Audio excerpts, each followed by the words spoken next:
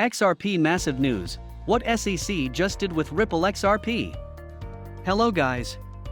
Welcome to our channel.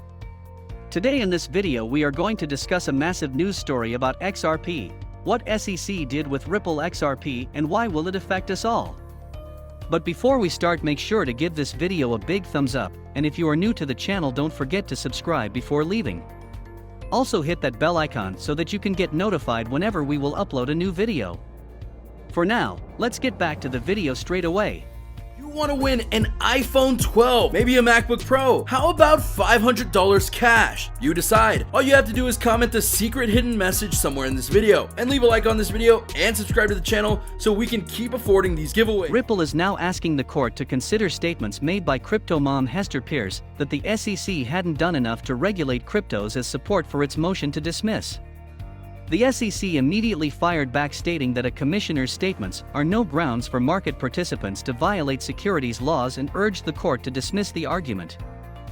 The Ripple versus the U.S. Securities Exchange Commission legal battle has taken an unexpected turn, and this time, one of the regulator's top officials may ultimately turn the case against it. Ripple's latest filing has urged the court to take into account statements made by one of the 5 commissioners, Crypto Mom Hester Peirce, as supplemental support for its motion to dismiss the case. Crypto Mom has recently commented that there is a lack of clarity for crypto companies from the SEC, a statement that Ripple believes builds on its lack of fair notice defense. Ripple filed the motion with the Southern District of New York, requesting Judge Analisa Torres to consider statements by Crypto Mom, as well as fellow Commissioner Elad Roisman, as supplemental authority in support of Ripple's opposition to the SEC's pending motion to strike Ripple's fair notice defense. Ripple's legal team further claims that the 2 commissioners have recently made statements expressing the belief that the application of the Howey test to cryptos is not crystal clear. They further reportedly stated that the only certainty they see is that people have questions about how to comply with the applicable laws and regulations. The SEC was quick to fire back, filing its response almost immediately in New York. In the response, the regulator told Ripple off for attempting to use Crypto Mom's statements as defense. It issued 5 reasons why Ripple's argument is flawed. Of note is that this is not the first time the SEC is having to defend itself over statements made by a high-ranking official. William Hinman, a former director, has been at the center of a legal battle following a statement he made years ago that Ether and Bitcoin are not securities. And just as it did with Hinman, the SEC has sought to make it clear that comments by Crypto Mom and Roisman are not a statement of the SEC itself or any sort of binding authority on this court. Essentially, defendants' arguments are tantamount to arguing that they cannot be found liable for violating a statute on the grounds of certain public statements by legislators who disagree with the statute.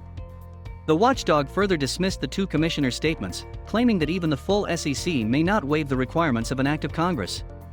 A mere statement by an official can't repeal Section 5 of the Securities Act, the regulator pointed out.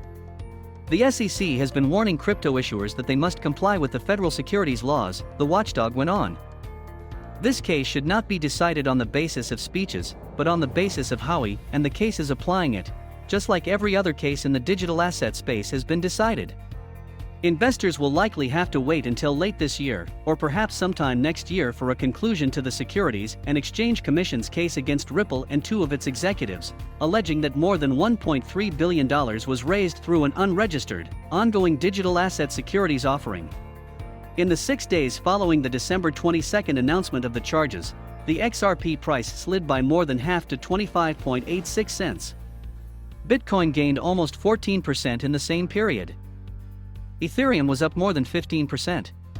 This case holds importance not only for current and potential XRP holders, but also for the wider future of cryptocurrency regulation in the U.S.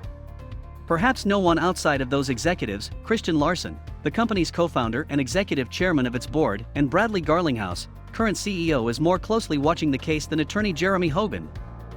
He is a lawyer who has become a go-to resource regarding opinions on crypto, partly because of his YouTube channel, Legal Briefs. The crypto community is eager to understand when the case will be settled, and Hogan's opinion holds a lot of weight. And if we follow what he believes, then an end to the case won't occur before September at the earliest. How did he come up with that prediction? A lot of his reasoning is based on factual evidence regarding past SEC cases, only 4% of which ever go to trial. Of the 96% of cases which end prior to the start of a trial, 90% get settled in discovery. The end of the discovery period in SEC v. Ripple has now been pushed back and the close of fact discovery won't occur until September or perhaps mid-October.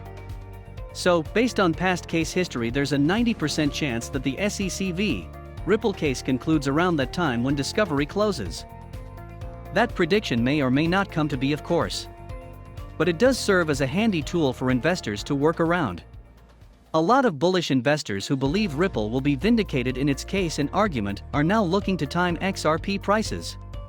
Despite that post-charge value drop, XRP didn't stay down for long.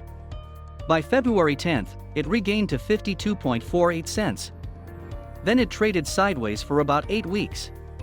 April saw the today explode, running from 60 cents to $1.80 in less than 2 weeks. Cryptocurrencies were hot across the board and XRP was a proven entity with remittance and cross-border transaction utility. XRP has since fallen with the broader cryptocurrency market, but its ability to provide quick returns is very evident. The thinking goes that XRP can retrace its losses and thereby quickly provide returns for those bullish toward its cause. It could certainly do so through a combination of galvanizing forces. First, if the winds that brought cryptocurrency down change direction, XRP will rise. Second, positive news regarding the ongoing SEC case will provide a quick boost to prices as well. Those who count themselves among the more bullish XRP investors will jump in at current prices. Even at 66 cents, there's a lot of upside if either of those galvanizing forces occur and push it above $1. The more prudent approach would be to wait until XRP falls further and establish a position then. If XRP drops to the 30-cent range and then retraces its former $1.80 highs, a lot of people are going to be extremely happy. The bullish investment case looks like some variation of what I've just outlined. I believe that XRP makes sense, again because of its utility in the aforementioned remittance and cross-border transactions. It is cheaper and faster. Sooner or later, Ripple will be able to monetize that utility to a higher degree. That could mean that XRP moves well above its $1.80 historical highs. The SEC considers Hinman's views shared in his 2018 speech, along with the follow-up speech where he used the term "we" in referencing the view of the Ether not being a security to be his own. Even though the markets immediately moved following the speech, and the SEC did not respond in order to separate Hinman's views from official policy, and even though the speech is still on the official SEC website, these are considered by the SEC to be taken as a personal opinion only. The infamous 2018 speech from Hinman is just the beginning of his involvement in this case. In fact, the other actions taken by Hinman cast a shadow onto the potential motives of the SEC at that time. As a result, Ripple requested to depose the former director in order to explore the potential for conflict of interests, and to better understand the confusing timing of the SEC's suit against Ripple. The SEC argued that since Hinman is considered a high-level official, allowing him to be deposed would subject high-level government officials to depositions regarding every law, regulation, or policy they consulted on or spoke about, and that later underlay an enforcement action.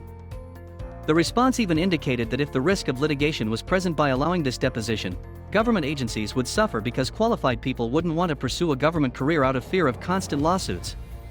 The judge for the case, U.S. Magistrate Judge Sarah Netburn, disagreed with the SEC's position. She stated that this is not a normal case, and this deposition was not going to unleash the endless litigation suggested by the SEC.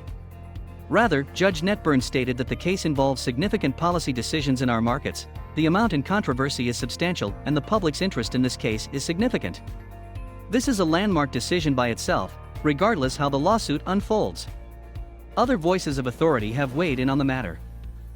John Deaton, an attorney who filed a motion to intervene on behalf of XRP holders, has been quite vocal about the case.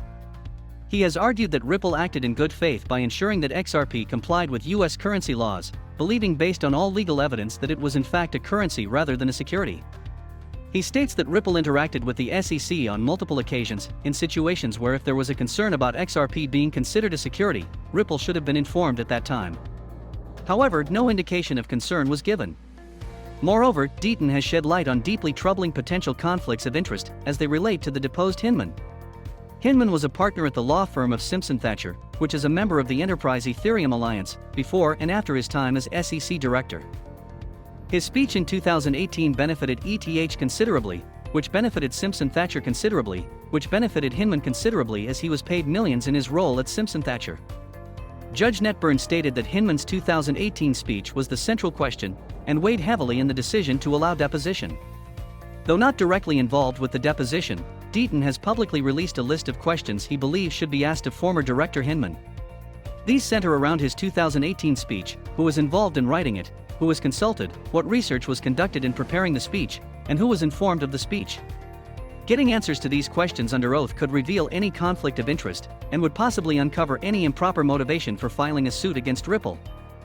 The deposition was scheduled for July 19, 2021, but this was rescheduled for July 27. That's it for today, guys. We will see you next time.